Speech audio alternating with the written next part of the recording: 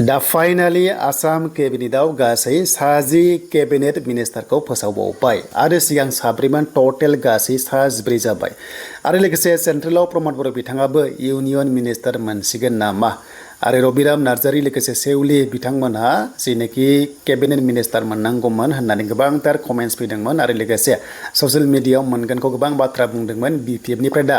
साबेसे मिनिस्टार पस्टखौ मोनखो एबा मन्त्रि मोनखो गासैबो डिटेल्स ओंखारजोब्बाय बेखायनो भिडिअखौ नोंथांमोना नायजोब दा गासैखौबो बरायबाय फिन खनसेबाव बड' जब इनफ' इउटुब चेनेलाव आसा खालामो नोंथांमोना बयबो मोजाङै दङ दा आं नोंथांमोननो दिन्थिगोन जे आसामनि जेनेखि गोदान पस्ट मोननाय मिनिस्टारफोर लिस्ट आउट जाबाय जों गासैबो डिटेल्सखौ नायगोन बिनि सिगां मोनसे खावलायनाय जाय नोंथांमोना नैबे चेनेलाव गोदान साबस्क्राइब खालामना ला जाहाथे लेटेस्ट आपडेट नोंथांमोना बर' रावजोंनो मोननो हायो दा जों फैबाय लेजिस्लेटिभ अफिसियेल वेबसाइटआव नैबाव फैनांगौ नोंथांमोना बाव फैयोबा माखासे डिटेल्सखौहाय नोंथांमोना मोनबाय थानो हागोन दा आसामनि गभर्नरा सोर होनोब्ला लक्ष्मण प्रसाद आचार्य नोंथांमोना मोनदोंना बिथाङानो दा बर्तमान दङ दा जायफ्रा स्टुडेन्टसफोर दङ इन्टारभिउ होनोब्ला बे नोंथांमोना मोनथिनांगोन गभर्नरखौहाय दा गाबोन बिथाङा प्रेजेन्ट थागोन गाबोन एसेम्ब्लियावहाय मानोना गाबोन 5 जुन बेनिफ्राय वर्ल्ड एनभायरनमेन्ट डे दा बावहायनो गाबोन समायखिरा लानाय बिथांमोननिया जागोन गासै साब्रैखौ मोनखादोंमोन दा साब्रै सिगां सोर मायाव मोनदोंमोन जों बेखौबो नायगोन दा गिबि मन्त्रि हिसाबै बिथां हिमन्त बिश्व शर्मायानो थाफिनबाय नोंथांमोना मोनथिगौ दा बिथाङा जाबाय 15 बिदि दङ आरो सिगांनि बियो आपडेट नोंथांमोना दासिम 15 बेखौ नुदों दा जियानो जा बेखौ दोनथ'नानै जोङो नायोब्ला दा आसामनि फिन खनसेबाव स्पिकार जोंहा दङमोन सिगांना जाहैबाय जोंनि बिश्वजित दैमारि सारा दङमोन नाथाय बिथांखौ बोखारनानै दा सोरखौ होदों बेनो जाबाय रन्जित कुमार दास बिथांखौहाय प्रेसिडेन्टनि आसामनि स्पिकार खालामबाय दा थिग बेबायदिनो जायफ्रा स्टुडेन्टस नोंथांमोना इन्टारभिउ होनोब्ला बाइबा टेस्ट होनोबा स्पिकारखौ सोंगोन आसाम बिधान सभानि स्पिकारा सोर होनोब्ला बेनो जाबाय रन्जित कुमार दास थांनाय बाराव बिटिसि बाइबा टेस्टआव गोबां सोंदोंमोन स्पिकार अफ आसाम एन्ड बिटिसिखौहाय एबार सोङोब्ला फंबाय बिनानावमोना बुंदो रन्जित कुमार दास आरो बिथाङा बबेनिफ्राय होनोब्ला नोंथांमोना बिनि डिटेल्सखौ जाहाथे गासैबो नोंथांमोना नायना लायो स' दानिया जों नायनोसै माखासे डिटेल्सखौ दा जोङो फार्स्टआव मोनदोंमोनना बेनो जाबाय 14 मे खालि मन्त्रि दायित्व होनाय जादोंमोन बेनि गेजेराव जोंहा फार्स्टआव मोनदों रामेश्वर तेली बिथाङा मोनदों नैबे माखासे डिपार्टमेन्ट्स दङ बेखौ नायना लादो एन्ड उतुल बरा बिथाङा सिगां एग्रिकालचार मन्त्रिमोन दा बिथांखौ मा खालामखो पिएनआरडिआव होबाय एबा पन्चायतआव होबाय एन्ड बेनिफ्राय आसाम एकर्डआव होबाय बेनिफ्राय बर्डार प्रटेक्शन एन्ड डेभेलपमेन्ट होबाय एन्ड एक्साइसआवबो बिथांखौ होनाय जादों दाना फैबाय नाम्बार 3 आव चरण बर' बिथांखौ ट्रान्सपर्टआव होबाय थांनाय बारावनोखामोन आरो वेलफेयार अफ बड'लेण्ड बे थांनाय बारावनोमोन दा मोनथाम मोनब्रै सालायनो मोनदोंमोन ना बिपिएफनिफ्राय बिथाङा दा जों मोनबाय बिपिएनिफ्राय जोङो दा सासेखौ जों मोनथ'दों अके थ' बेखौ नोंथांमोना नायना ला एन्ड बेनिफ्राय अजन्ता नियक स' अजन्ता नियकखौ नायोब्ला बिथाङा थांनाय बारनि फाइनेन्स मिनिस्टारमोन लोगोसे WCDआवमोन दा देग्लाय बिथांखौ फाइनेन्सआव होथ'वासै एन्ड बेनिफ्राय दासिम आरो उनावहाय मा होगोन बेखौ मिन्थिया बेनिफ्राय टुरिज्मआवबो बिथांखौ होनाय जादों बे जाबाय थांनाय बारनि पेज 1 दानिया 60 गोदान होबायना बे 60याव सोर मानिफ्राय मोनखो जों बेखौ दायो नायनोसै दा दिनै 4 जुन दा दिनै फोसावखाबाय बेनिफ्राय गाबोन बिथांमोना अभारटेकिं लागोन बा समायखिरा लानाय हाबाफारिया गाबोन जागायगोन दा बेनिफ्राय दानिया नायदोनै फार्स्टआवनो आसुनि रे सरकार बिथाङा मा पार्टिनि जानांगौ बिजेपिनि जानो हागौ आं बारा पार्टिखौ मिन्थिला अशोक सिंघल दिकेजुलि एलएसिनिफ्राय बिथां बिजेपिनिफ्राय बिनिफ्राय बिमल बरा बिथाङा दंखायोमोन थांनाय बारावबो आरो बेनिफ्राय अशोक सिंघलाबो दंखायोमोन एन्ड नेक्स्ट दा बिश्वजित दैमारिखौ नायदोनै गोबां ससियेल मिडियायाव गोबांथार कन्ट्रभार्सि सरसा खालामदोंमोन ना नोंथांमोना मोनदों बिथांखौहाय मन्त्रि होनो बानायनो गोबां बाथ्रा ओंखारदोंमोन दा मा जाखो नायदोनै बिथांखौ मन्त्रि होनांबाय आरो बेनो जाबाय जोंनि बिटिसिनिफ्राय बिजेपिनिफ्राय बिथाङा मोननाय जाबाय अके दा मा डिपार्टमेन्टआव मोनगोन आं बेखौ दा बुंनो हाथ'ला थ' बे लासै मोनगोन दा डिपार्टमेन्टखौ नायोब्ला 7 जुनाव फोसावनो हागौ दे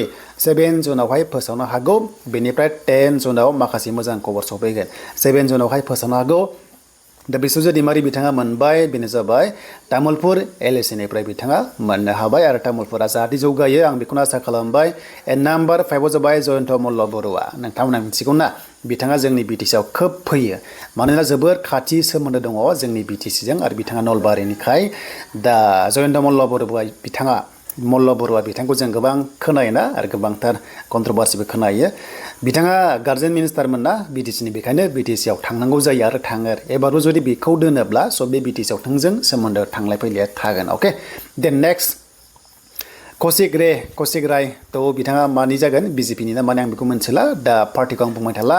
एन्ड श्री केशव महन्त बिथाङा सिगां हेल्थ मिनिस्टारमोन दा बिथाङा फिन खनसेबाव मोनबावबाय केशव महन्तआ आरो नेक्स्ट लेभेलाव दाना जों नायबा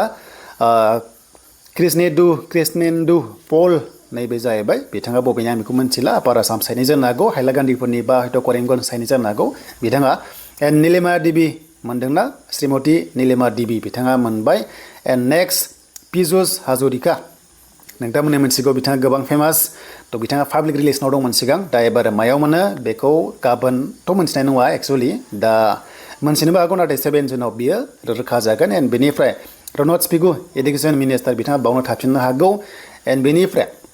रनज पेगु बिथाङा एडुकेसनावमोन नालाय थ' बिथाङा बावनो थाफिननो हागौ आरो जुदि बिथां थायोब्ला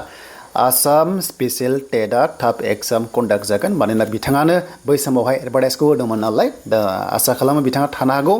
एन्ड लास्ट नायोबा सुशान्त बरग'हाय बिथाङा शिबसागरनि अके स' बिथाङा मायाव मोननो हागौ होनोब्ला बिथाङा आंनि एनालाइस खालामनायाव हेल्थ मिनिस्टार एबारो मोननो हागौ बिथाङा सावस्रि बिफाननि मन्थ्रिखौहाय मोननो हागौ आरो थ' बेखौ आं मिन्थिबाय बा खोन्थाबाय नोंथांमोननो एनालाइस खालामनानै दा जों बेनिफ्राय नोजोर बोनानै नुबाय जे बिपिएफनि जोंहा गोबां आसा खालामदोंमोन जे रबिराम नार्जारि सारखौहाय मन्थ्रि मोनगोन बायदि आरो लोगोसे सेवलि बिथांखौबो गोबां आसा खालामदोंमोन नाथाय दा जों मोनबाय जे गासै 15 मन्थ्रियाव आसामाव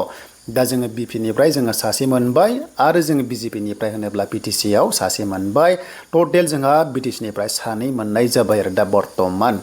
दा बेखिनिखौ जों मोनथिबाय बेनो जाहैबाय चरन बर' बिथाङा बिपिएफनिफ्राय मोनबाय आरो लोगोसे बिस्वजित दैमारि बिथाङा बिजेपिनिफ्राय मोनबाय जोंनि बिटिसिआव आरो दा बेखिनि आरो लोगोसे जों दानिया प्रमद बर' बिथाङा मायाव मोननो हागौ जों बेखौ दा नायनो दा जों दानिया नायनोसै दा मोजां खबरा बेनो जे बिथां श्री प्रमद बर' बिथांनि नामा ओंखारदों बेनो जाबाय डिपार्टमेन्टखौ नायोबा लेबार टेक्सटाइल्स एन्ड स्किल डेभेलपमेन्ट बे जाबाय सेन्ट्रेलनि माने रायजो सभानि सेन्ट्रेलनि डिपार्टमेन्ट्सनि दा बेवहाय माखासे नमिनेटेड बेवहाय एमपिफोर दङ बिथांमोना रायजो सभानि गासैबो एमपि गोजा बिनि गेजेराव दा डिपार्टमेन्टखौ होनाय दङ ओरैहाय बेनिफ्राय बिथिंहाय नामखौ होनाय दङ जुदि प्रमद बर' बिथाङा मोनमारोबा इउनियन जुदि मिनिस्टार जायोब्ला गोबां पावारफुल जागोन माने गोबां पावार जागोन आरो हाई लेभेलनि जाहैगोन बेखौ नोंथांमोना नायदो नै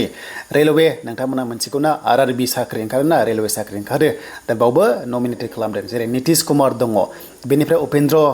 दङ दा सोर मोनो बे जाहैसिगोन एनपिएनआरडि दङ बा गोबां रोखोम दङ नाथाय जों नायनांगौआ जे प्रमद बर' बिथाङाबो गावनि पेजआव आपडेट होदों जुदि बिथाङा इउनियन मिनिस्टार मोनोबा थ' जोंनि बर'नि थाखाय जोबोर गोजोनथाव बाथ्रा जागोन आरो गुबुन गुबुन खामानि मावनायाव सेन्ट्रेल लेभेलनिफ्राय थ' गोबां माने खामानि मावनो हागोन फिउचार लेभेलाव दा हप फर दा बेस्ट दा मोनोबाथ' जोबोर मोजां दा एडभान्स कंग्रेचुलेसन जुदि मोनोबा बिथाङा जाहाथे बर' हारिनि थाखाय मोजां खामानि मावथों फिन खनसेबाव दा बेखिनि आरो नमिनेटेड नालाय स' भाइस प्रेसिडेन्टआ जेनेबा नमिनेटेड खालामदों अब्ला बे सानैनि गेजेराव सोरबा सासेयाथ' डिपार्टमेन्ट वाइज सासेयाव किजानि राननानै होनोबो हागौ बेखौ समजों लोगोसे मोनथिसिगोन बेखौ नेक्स्ट लेभेलाव नोंथांमोना आपडेटखौ मोननो हागोन